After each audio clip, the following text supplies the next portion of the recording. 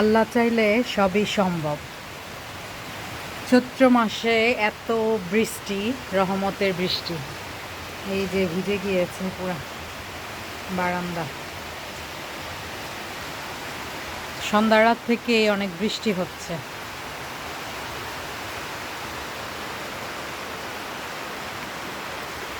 তো এত সুন্দর একটা আবহাওয়া, ঠান্ডা ঠান্ডা কুলকুল আর রহমতের বৃষ্টি আল্লাহ দিয়েছে নিশ্চয়ই আমাদের রোজাদারদের জন্য।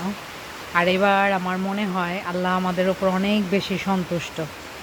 নইলে চৈত্র মাসের এই সময় একদম অনেক রোদ থাকার কথা, কিন্তু আলহামদুলিল্লাহ রোদ দিয়ে গরম দিয়ে আল্লাহ আমাদেরকে কষ্ট দিচ্ছেন না। আল্লাহ আমাদেরকে বৃষ্টি দিয়ে শান্তি দিচ্ছেন। বৃষ্টির সময় কিন্তু দোয়া করলে দোয়া কবুল হয়। এভাবে বৃষ্টির পানি ধরে আপনারা দোয়া করবেন। আর রমজানের যে কোনো সময় আপনি যেহেতু রোজার, ইফতারের সময়, সাহারির সময় আল্লাহর কাছে চাইবেন, অনেক লম্বা লিস্ট করবেন।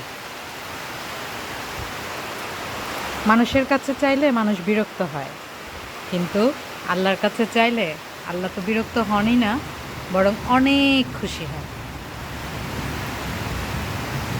আকাশ ডাকছে, বিজলি চমকাচ্ছে, আমার একটু একটু ভয় লাগছে, আমি চলে যাই। সবাইকে রমাদান মোবারক। বাট এই রহমতের মাস দেখতে দেখতে শেষ হয়ে যাচ্ছে, মাগফিরাতের সময়টুকু। আমরা সবাই সবার জন্য বেশি বেশি দোয়া করব। ঠান্ডা যে পানিগুলো পাড়াতে আমার কিন্তু অনেক ভালো লাগছে।